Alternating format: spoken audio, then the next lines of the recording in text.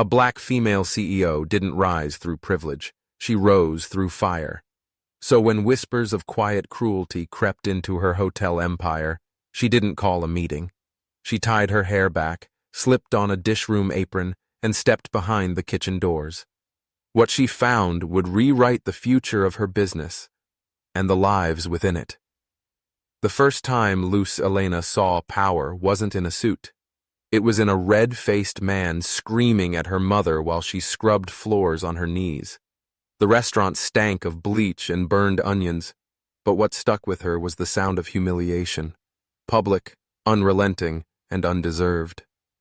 Luz was 5, standing behind a swinging kitchen door, watching the woman who tucked her in every night get reduced to nothing. That night, Luz didn't cry. She memorized the names, the voices. The tone said, "You don't belong here." That night, she didn't make a wish. She made a decision.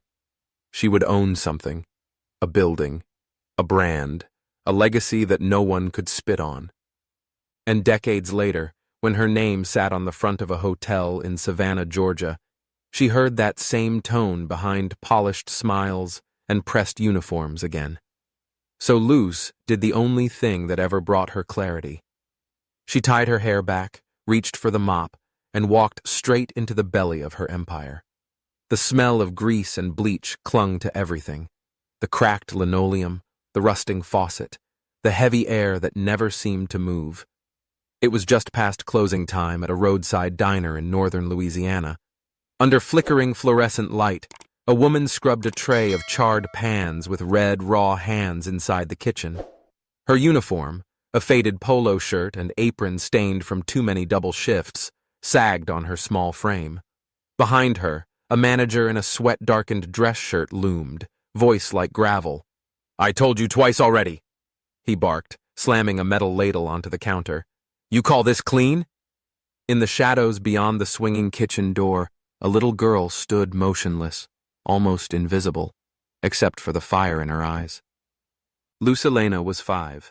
Her feet didn't yet touch the ground from the stool where she waited each night while her mother cleaned the wreckage of other people's messes.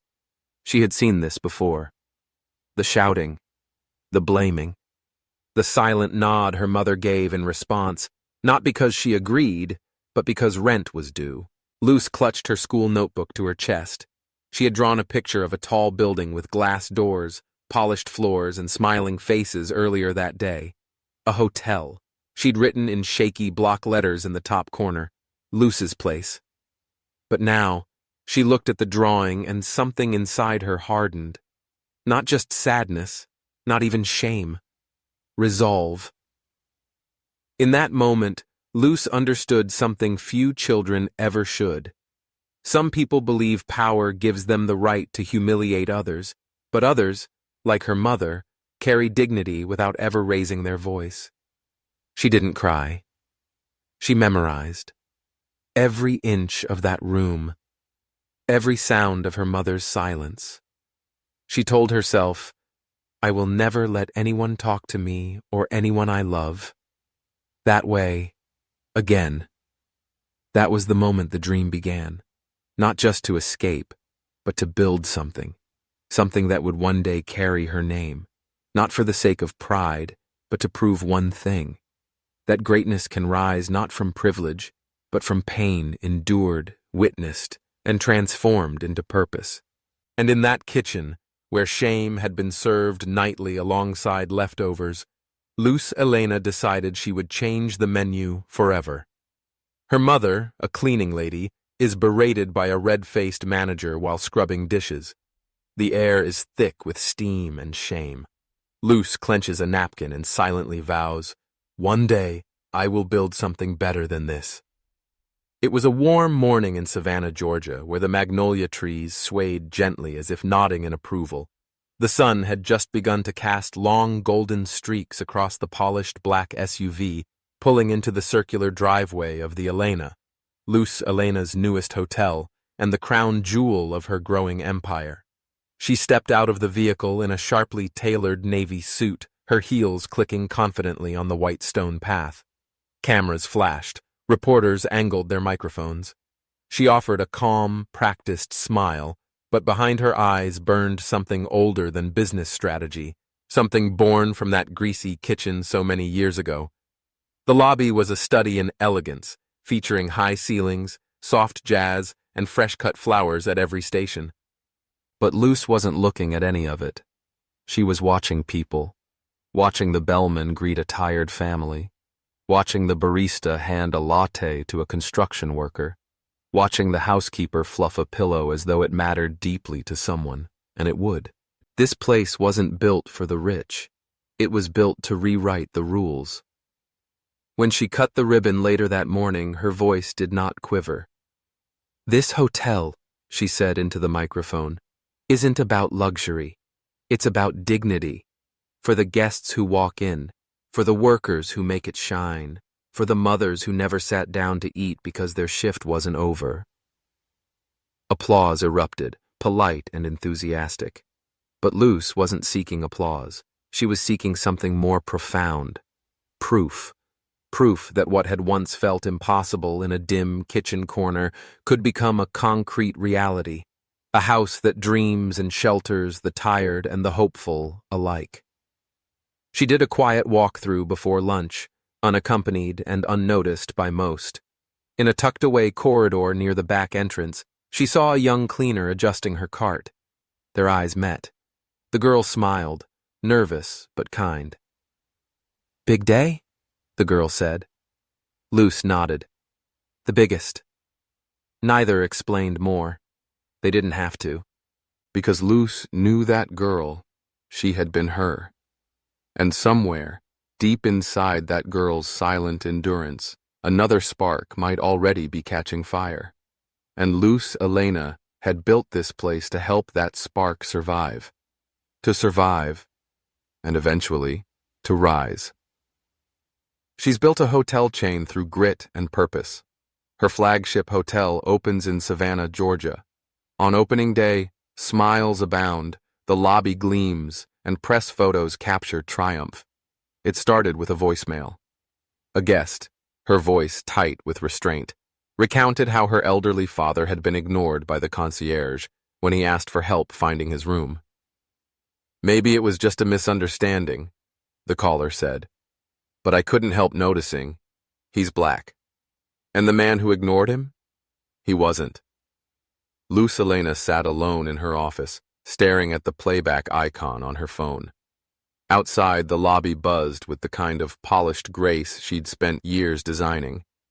But inside, something was beginning to splinter. 2 more complaints came in the next day. One from a delivery vendor, a Latina woman who was told to use the service entrance because it's more appropriate. Another, from a single mother, was turned away at the front desk because her card wouldn't swipe, despite her online reservation being prepaid. No apology, no effort, just dismissal. Luz read every line of every report. Slowly. Twice. Then again.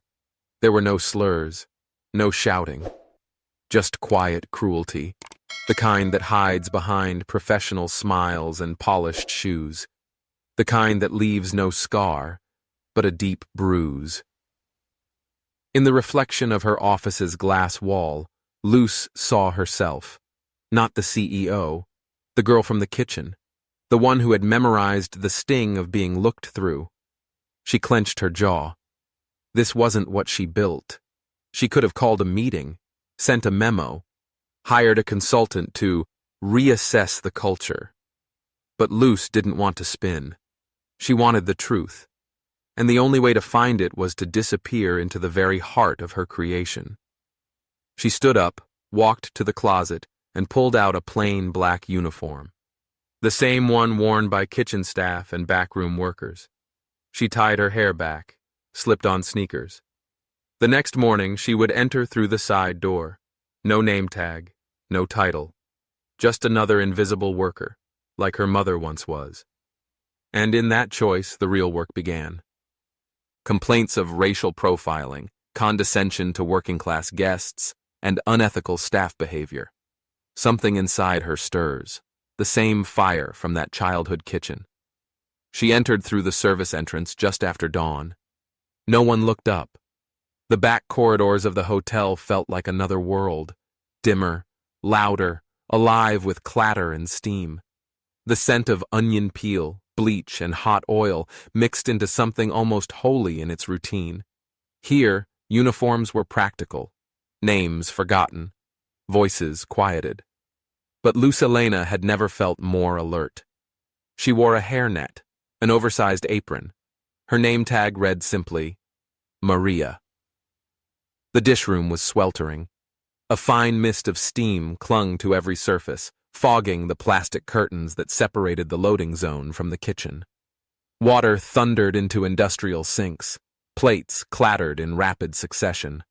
A teenage busboy cracked a joke in Spanish and drew a weak chuckle from a tired line cook. Luz took a sponge. Didn't flinch. Didn't correct. Didn't command. She scrubbed trays until her arms ached. She listened. No one suspected a thing. She watched the rhythm of the kitchen. Who gave respect? Who hoarded it? She saw the subtle pecking orders. Whose mistakes were forgiven? Whose were magnified? And she began to take notes, mental at first. Then, late at night, she cribbed in a journal she hid under a stack of linen in her assigned locker. She kept her head down, but her eyes missed nothing. She saw how the night crew wasn't offered the same meals as the morning staff, how Spanish-speaking workers were overlooked for training, how some employees stiffened when managers walked past like prey caught by the scent of a predator. On her third shift, she stayed late to mop. A custodian walked by, headphones in, and didn't even glance her way. That too said something. Invisible again, but this time, by choice. The irony wasn't lost on her. She had risen to power never to feel small again. But here she was, by her hand, shrinking to fit into the corners of her empire. And in doing so, she was beginning to understand what needed to be torn down, and what must be rebuilt from the root. The truth, Luz knew now, wasn't found in policy or mission statements. It lived in the break room silences, the shared glances, the closed doors. So she stayed. She listened. And she waited for the masks to drop. She enters her hotel under the guise of a dishroom worker. No one recognizes her. She mops, chops vegetables, and listens. She becomes invisible again, but this time, by choice.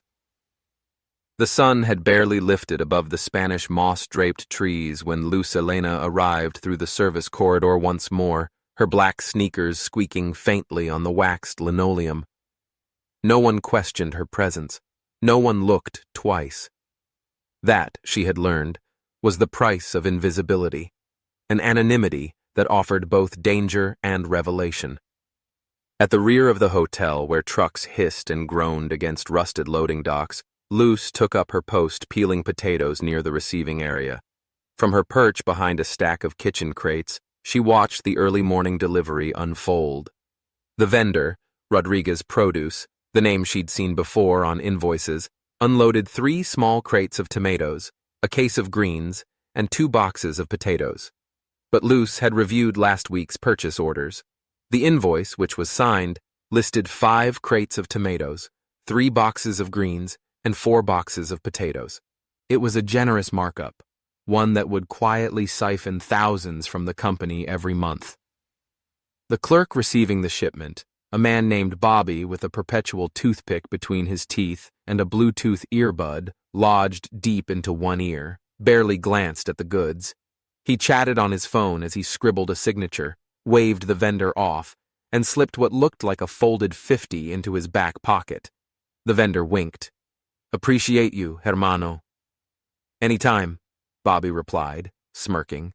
Luz turned back to her prep work, her jaw clenched. She peeled slowly, mechanically, her eyes never leaving the edges of the clipboard Bobby had left behind on the counter. When he stepped away to refill his coffee, she leaned over, noted the date, time, and quantities. She etched the details into her memory like she used to do with vocabulary words as a child learning English, syllable by syllable until it couldn't be forgotten. This wasn't a mistake. It was a system. One is hidden in the blind spots of leadership. Luz returned to her station and continued peeling, her hands now steady with resolve. It wasn't just theft. It was betrayal. Not only of her, but of every dishwasher who stayed late, every server who turned tables for tips, every single soul who worked hard and expected nothing more than fairness. And now she knew. This hotel's sickness didn't live in spreadsheets or slogans. It was right here, behind the loading dock, passed hand to hand, like cash in the dark. The breakfast rush at the Elena moved like a ballet, servers gliding between tables, dishes clinking in rhythm, voices soft, professional, practiced. But Luz Elena, tucked in the corner near the server station, still wearing her kitchen apron and a damp towel over one shoulder, knew that the most revealing conversations happened just out of earshot of the guests. She was replenishing a tray of pre-cut fruit when two waiters leaned against the service wall, their backs turned to the dining room, talking under their breath. She recognized them, Derek and Micah, polished, sharp-smiled, and well-liked by management. "Table 6? Derek scoffed, adjusting his tie. "Man, why do we always get the Walmart crowd in here?" Micah snorted. "That couple. Yeah. Came in looking like they walked out of a clearance bin, t-shirts and Crocs. At the Elena?" They both laughed, too loudly, then shushed each other. Derek rolled his eyes. "They ordered steak and eggs. I bet they're gonna argue the bill later, swear they're on some promo. Bet they leave a $2 tip on a $60 tab," Micah added. "If that. I swear people with money don't dress like that." Luz stiffened. Slowly, she turned her head and looked out toward table 6. An older black couple sat quietly, sipping coffee and sharing a newspaper. The woman wore a well-worn cardigan over a soft cotton dress. The man wore jeans and a polo, slightly faded but clean. They weren't loud. They weren't difficult. They were, by all appearances, just enjoying breakfast. And yet, they had been reduced to punchlines before their plates even arrived. Luz watched as Derek approached the table, his face instantly morphing into charm. "And how are we this fine morning?" he asked brightly. She nearly gagged at the performance. Later, in the employee break room, Derek bragged about how he upsold the peasants. "Even threw in a fake smile," he said. "Oscar-worthy, I swear." Luz sat quietly in the corner, her hands still smelling faintly of pineapple and bleach. She opened her small notebook and wrote it all down. It wasn't just prejudice. It was cultural rot. The kind that festered behind customer service smiles and faked pleasantries. That quiet assumption that respect had to be earned by a particular look, a specific wallet, a certain skin. And Luz knew the truth. The absolute luxury wasn't in the linen napkins or artisan lattes. It was in treating every soul like they belonged. The lobby gleamed in the morning light, sunlight streaming through arched windows, reflecting off the polished marble floors. A soft piano melody played through the overhead speakers. Everything looked perfect, intentional, and curated.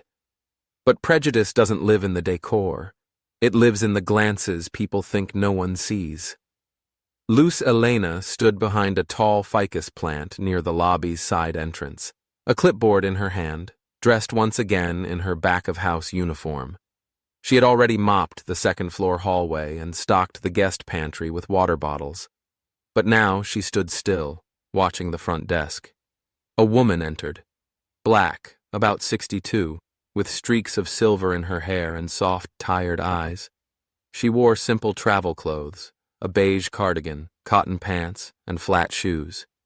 She wheeled a small roller bag behind her, the kind seasoned professionals always carried. Luz noticed how she moved, not with hesitation, but with quiet purpose. "Good morning," the woman said, offering a polite smile as she approached the receptionist, a young white woman named Haley. "I have a reservation under Dr. Celeste Monroe."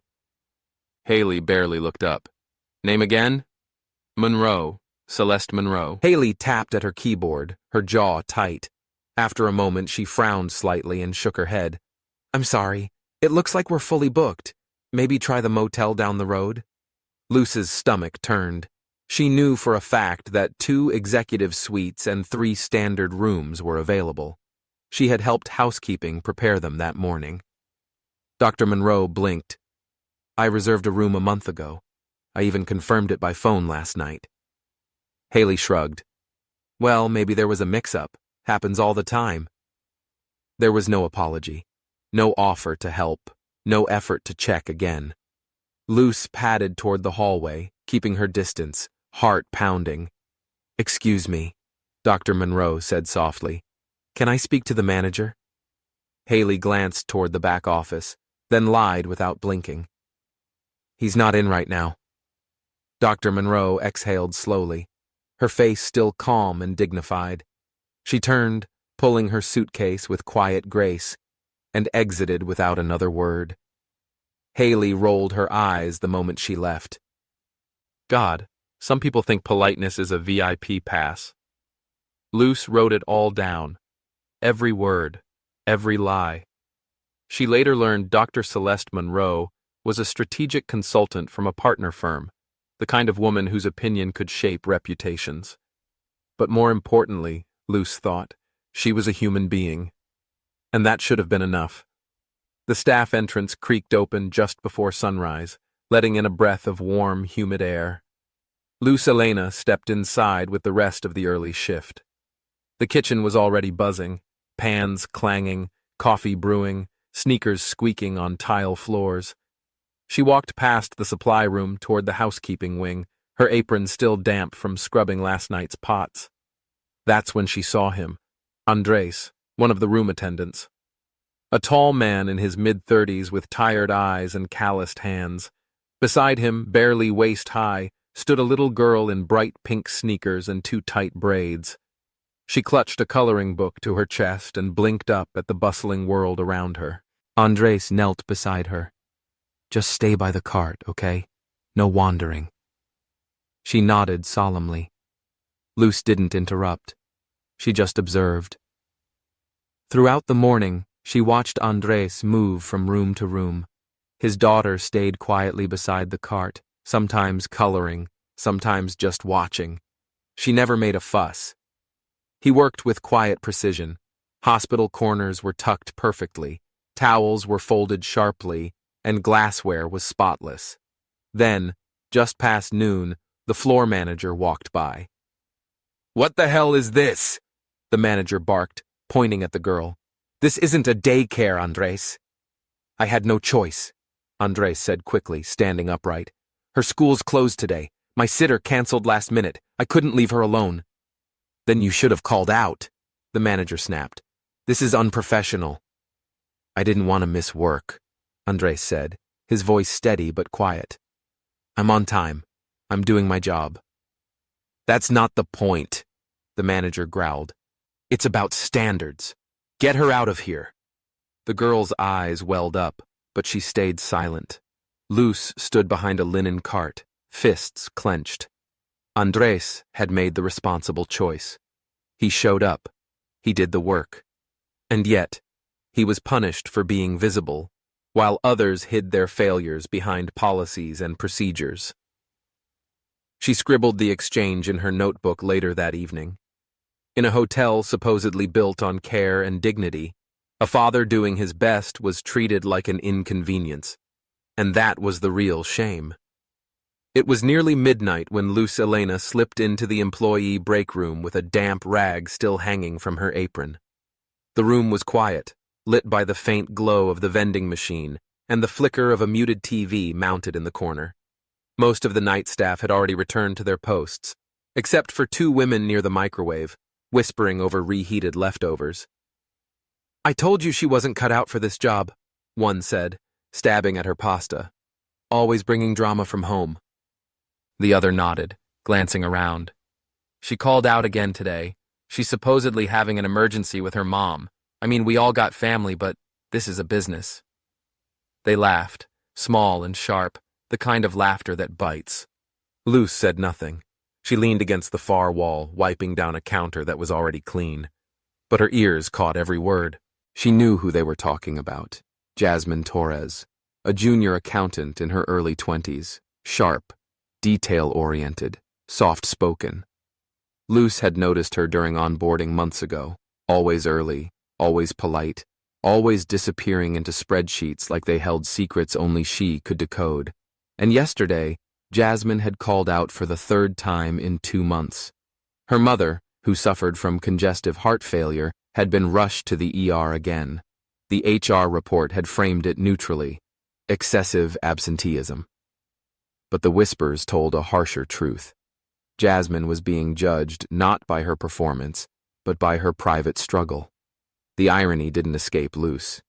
A young woman doing everything right, punished because she refused to pretend life was tidy and predictable, because she dared to care for someone in crisis. Later that night, Luz found Jasmine's desk in the finance wing. Neat. A framed photo of her mother was on the monitor. A sticky note that read, "Don't forget to breathe." Luz stared at it for a long moment. She remembered her mother coughing through double shifts with no sick days, no help, no rest. She closed her eyes. This wasn't absenteeism. This was a sacrifice, and no one in her company would be punished for love. The Georgia heat hadn't yet broken when Luz Elena arrived early that morning, blending into the back corridor as usual. She had already tied her apron and was halfway to the kitchen when she noticed a subtle commotion near the guest parking lot. A woman in her 70s, clutching a paper map and blinking behind oversized sunglasses, was circling the valet zone in her sedan, looking lost and increasingly flustered. Luz paused at the edge of the hallway, watching from behind a slatted service door. A few feet away stood Clarence, the hotel's overnight security guard. Tall, broad-shouldered, with a voice so soft it barely carried over the cicadas. He strolled to the woman's car, gesturing calmly, his hands open and respectful. She couldn't hear their exchange, but the guest's face softened. Clarence guided her car to a better spot, even took the time to help with her luggage, despite it being outside his job description. 10 minutes later, a manager approached Clarence, lips pursed and clipboard in hand. Luz tilted her head slightly, sensing tension. "You didn't log the guest's vehicle placement," the manager snapped. "She was parked outside the designated zones. That's a violation. I need to write you up." Clarence's shoulders sagged just slightly, but his voice remained even. She was confused. I didn't want to leave her alone. She looked overwhelmed. "That's not your call," the manager said flatly, scribbling on the clipboard. "Next time, follow protocol." Luz clenched her fists beneath her apron. She knew that tone, knew the layers beneath it. Clarence wasn't being written up for the guest's parking spot. He was being written up because he acted with kindness outside the script, because he looked like someone who could be ignored, blamed, or replaced. That afternoon, Luz returned to her room and added his name to the journal. Not as a problem, as a priority. Because kindness should never be punished. Not in her hotel, not in her America. And if the rules didn't make room for men like Clarence, then the rules were wrong, and Luz was going to change them. The weekly operations meeting was held every Friday at 9 a.m. sharp in the third-floor conference room, a space lined with floor-to-ceiling windows and walls that absorbed sound like secrets. Managers sat around the polished mahogany table, sipping lattes and reviewing spreadsheets. Most assumed it would be like every other meeting, metrics, memos, and mild corrections. But not this one. At exactly 9:02, the double doors swung open. Luz Elena entered, not in an apron, not in silence, but in a slate-gray tailored suit that seemed to darken the air around her. The hum of casual conversation died instantly. Some recognized her immediately. Others needed a second glance. But the moment she placed a thick black notebook on the table, they all knew something was different. "I was here last week," she began, her voice low and clear. "Not as your CEO, not in heels. I was here as Maria, the woman mopping your kitchens, scrubbing your pans, listening from behind the plastic curtain." A ripple moved through the room. One assistant manager coughed. A few exchanged nervous glances. Luz didn't flinch. I cleaned beside your line cooks. I observed how our guests were treated, judged by their clothes, accents, and skin. I saw invoices faked at the loading dock. I saw workers punished for compassion and others rewarded for cruelty. I was invisible. And in that invisibility, I saw everything. Silence. No excuses. No one dared speak. She opened her notebook and began to read names, times, and incidents. Not in anger, in precision. The kind of precision that didn't leave space for denial. I didn't build this place for appearance, she said. I built it for people. My mother cleaned restaurants just like this, and I swore I'd never let what happened to her happen on my watch. Her gaze swept across the table. And yet, here we are. The room was still, breathless. Luz closed the notebook and folded her hands. This isn't just a reckoning, it's a reset. And in that moment, everyone in the room knew. The story they thought they were living had changed, and Luz Elena, quiet, unshakable, was the one writing the next chapter. The room remained frozen after Luz Elena's declaration. No one reached for their coffee. No one dared shift in their seat. The silence wasn't just heavy, it was transformative. Luz had not raised her voice. She hadn't needed to. Her presence was louder than rage, sharper than blame. She stood now, slowly, and walked toward the tall windows overlooking the courtyard. For a long moment she said nothing, just watched. Guests milled about below, some in tailored suits, others in worn jeans and travel-stained sneakers. To Luz, they were all the same, human, deserving. Then she turned back to the room, her voice soft, but filled with unmistakable command. This hotel was never about chandeliers. It was never about imported marble or thousand-thread count sheets, she began, her gaze piercing. It was about dignity, about what it means to be seen, heard, respected. Some managers looked down, others looked away. A few, just a few, met her eyes with a flicker of shame-turned understanding. We talk about excellence here like it's a marketing slogan, Luz continued, pacing slowly now. But excellence without humanity is just arrogance dressed up in good lighting. She stopped near the head of the table. There will be no witch hunt, she said. This isn't about humiliation. It's about awakening. A breath was released from somewhere in the room, but no one relaxed fully. I'm not here to scare you. I'm here to remind you, she said. We don't build greatness by pandering to wealth. We build it by honoring the invisible, the dishwashers, the night shift, the guests who walk in with wrinkled shirts and tired eyes. That's who we are. Someone in the back sniffed. Whether from emotion or fear, it didn't matter. Luz stepped back, folding her arms gently. This is your moment to rise, or to retreat. Then quieter. But know this, we're done pretending. With those words, Luz didn't just call for change. She lit the fuse beneath it. And those in the room, whether they knew it yet or not, were standing at the edge of a better way forward, or the end of their road. The next morning, the halls of the Elena buzzed, not with gossip, but with awareness. No formal announcement had been made, yet everyone felt it. Something had shifted. The whisper of accountability hung in the air like fresh paint, undeniable and lasting. By 8:00 a.m., the receiving clerk was escorted into the HR office. Luz didn't attend the meeting, but her decision was final. The man who had falsified inventory logs, pocketing money while shorting the kitchen, was let go on the spot. No negotiation, no second chances. His clipboard sat abandoned on the loading dock by noon, like a relic from a broken system. An hour later, the front desk buzzed with muted tension as the young receptionist, who had dismissed the 62-year-old black consultant based on her appearance, was quietly relieved of duty. Luz had read the guest's formal complaint herself. No one should feel invisible when they walk into a space meant to serve, she had written. Luz agreed, and acted accordingly. But not all the meetings were about dismissal. Luis, the housekeeper who brought his daughter to work when childcare fell through, was called in next. He walked in stiffly, expecting a reprimand. Instead, he was greeted by Luz herself. She shook his hand, thanked him for his dedication, and offered him a promotion to supervisor of housekeeping. His eyes filled with disbelief. He accepted without a word, only placing a trembling hand over his heart. Next came the security guard. The man who had been written up for lack of assertiveness was invited into her office.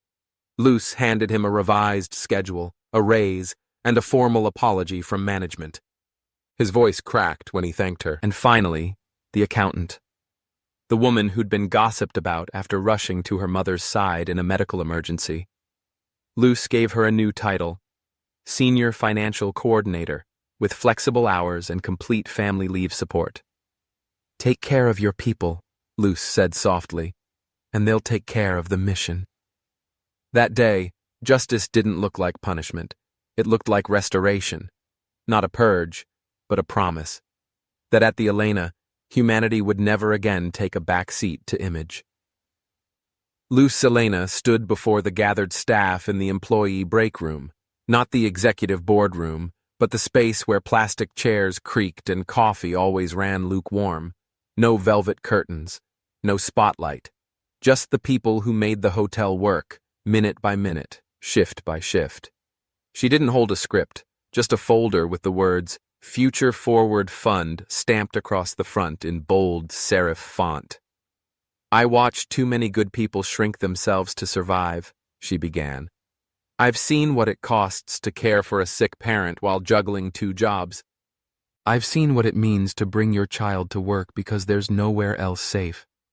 I've seen the toll of silence when you're told to pick between work and dignity." She paused, not for effect, but because the truth deserved breathing room. That ends today. A quiet fell over the room. No one stirred. Even the humming fridge in the corner seemed to still itself. Luz opened the folder and outlined what the Future Forward Fund would do.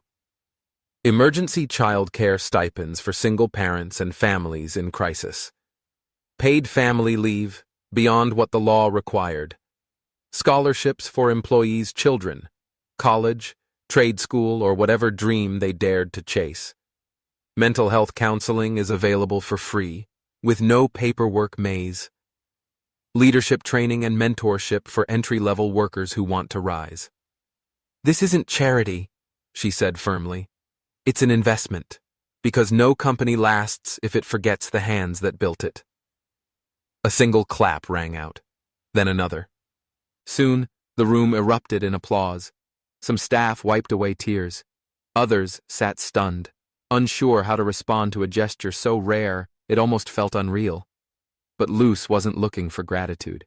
She was building a legacy, a future where no worker had to choose between survival and growth, where opportunity wasn't decided by zip code or last name, where the child of a dishwasher might one day walk the halls as a general manager or CEO. That day, the foundation was laid, not in marble, but in resolve, and it would hold. 2 months later, the hotel didn't just look different, it felt different. The front desk smiled with genuine warmth, not the forced politeness of someone guarding a gate. Housekeepers laughed softly in the hallways. The kitchen hummed with calm, rather than tension. Even the security staff walked with a quiet pride, no longer just shadows in corners, but guardians of a space that finally felt like home for everyone. The numbers spoke first. Guest satisfaction scores jumped by 38%. Review sites overflowed, not with comments about thread count or valet speed, but about the way people were treated. The bellhop called my father Sir. My father teared up. I came in looking tired and left feeling seen. "This place has heart. You feel it when you walk through the door." But more than that, the change was reflected in the eyes of the staff. The dishwasher, who had once looked at his shoes during roll call, now looked his manager in the eye. The single father? He now ran housekeeping operations. The receptionist who used to scoff at guests in worn-out jeans had been replaced by someone who understood. Respect doesn't check price tags. In the staff meetings, people spoke up, not out of fear, but with ideas, concerns, solutions. Authentic leadership was emerging, not from resumes, but from lived experience. Luz Elena no longer needed to walk the halls in disguise. She walked as herself, and every nod she received wasn't just respectful, it was rooted in trust. One afternoon, a young intern, new, eager, with a notebook clutched to her chest, stopped Luz near the lobby. "Ms. Elena," she said, nervous but sincere, "how did you know what to fix?" Luz smiled gently. "Because I remember what it felt like to be invisible," she said. "And I never forgot what it felt like to be seen, even just once." The girl nodded slowly, as if tucking away that answer like a key she might use someday. And around them, the hotel kept moving. Softly, purposefully, beautifully. Because now, it wasn't built just on Polish. It was built on people. 3 years passed, and Elena was no longer just a hotel. It had become a symbol. Across the country, business schools began referencing Luz Elena's model as a case study not for luxury, but for leadership. HR executives cited her story as a turning point in how companies view equity. Magazines that once cared only for chandeliers and rooftop bars now ran features titled, "The Empire Built on Empathy." But Luz never sought the spotlight. Instead, she watched the quiet transformation unfold, city by city, as new locations opened: Atlanta, Chicago, Albuquerque. Each hotel carried her signature, a discreet plaque near the employee entrance that read, "Dignity is not a perk, it's the foundation." What changed wasn't just policies or profits. It was people. Former housekeepers became training coordinators. Security guards led community outreach programs. A once timid front desk intern became the youngest assistant manager in company history.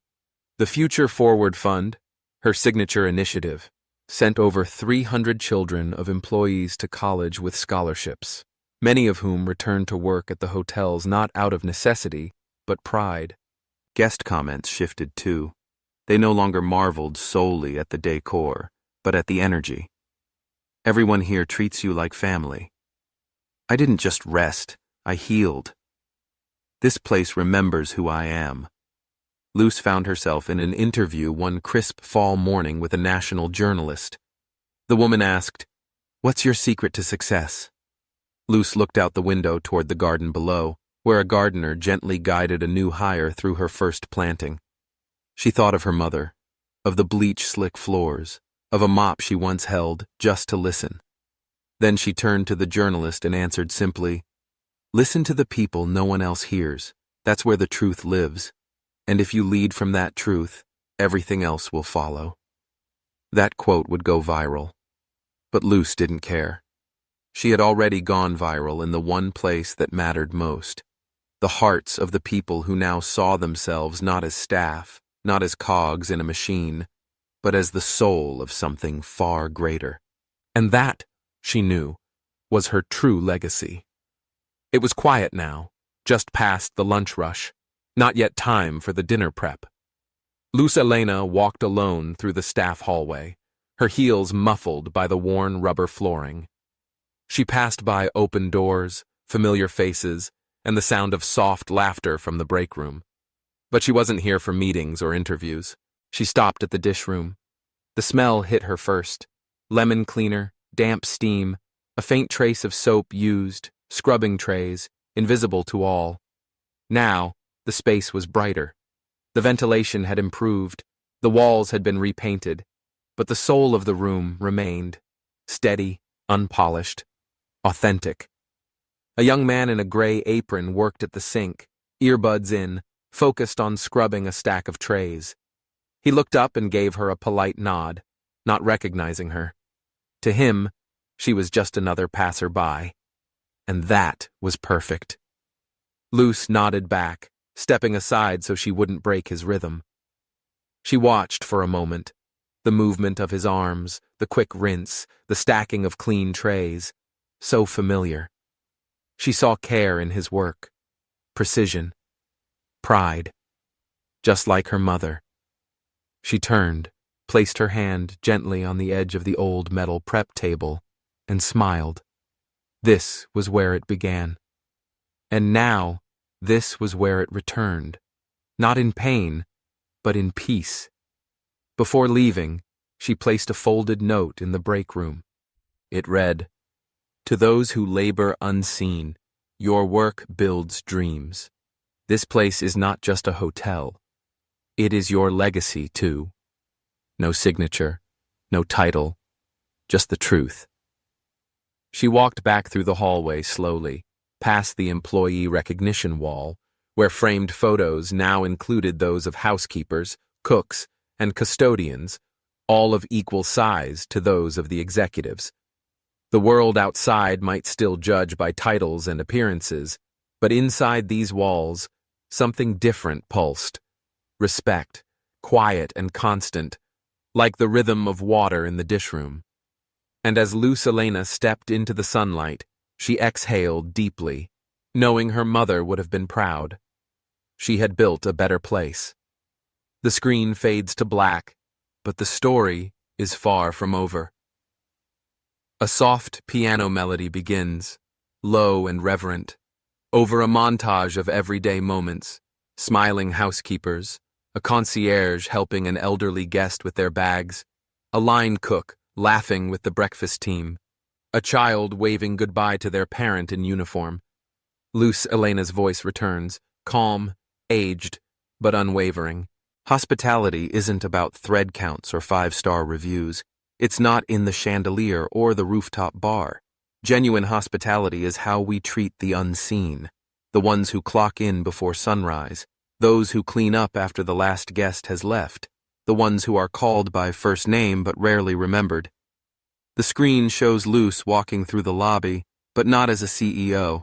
She greets each person by name, asking about their families, and checks the break room fridge to ensure it's stocked with fresh fruit and juice, her mother's favorite. Power, she continues, is not how high you climb. It's how gently you lift others along the way. The bellhop with a limp, the accountant who leaves early to care for her mother, the dishwasher who sings to himself when no one's listening. They are the soul of this place. Quick cuts now, smiles, tears, a promotion letter being handed to a longtime janitor, a scholarship award for a housekeeper's daughter, a mural painted in the back hallway, a tribute to workers past and present. I built hotels, but more than that, I built dignity into every brick, because the world doesn't change through speeches or slogans. It changes when someone sees you, and says, "You matter here." The screen lingers on one final shot. The kitchen, steam rising. A mop was dropped against the wall, a pair of hands scrubbing a pan. Slow, steady, strong. Fade to black. A final line appears in white. Dedicated to every invisible worker who made someone's day better. And never got thanked. End. Some stories don't end. They echo. Luz Elena didn't just clean dishes. She cleaned the lens through which we see each other. She reminded us that not your title, but how you treat people when no one's watching, defines you. This story isn't just hers, it's ours. It's a tale of pain turned into purpose, silence turned into power. If this moved you, share it with someone who needs to believe change is possible. Comment below. What part of Luz's journey stayed with you? Subscribe to our channel for more stories. Thank you for watching.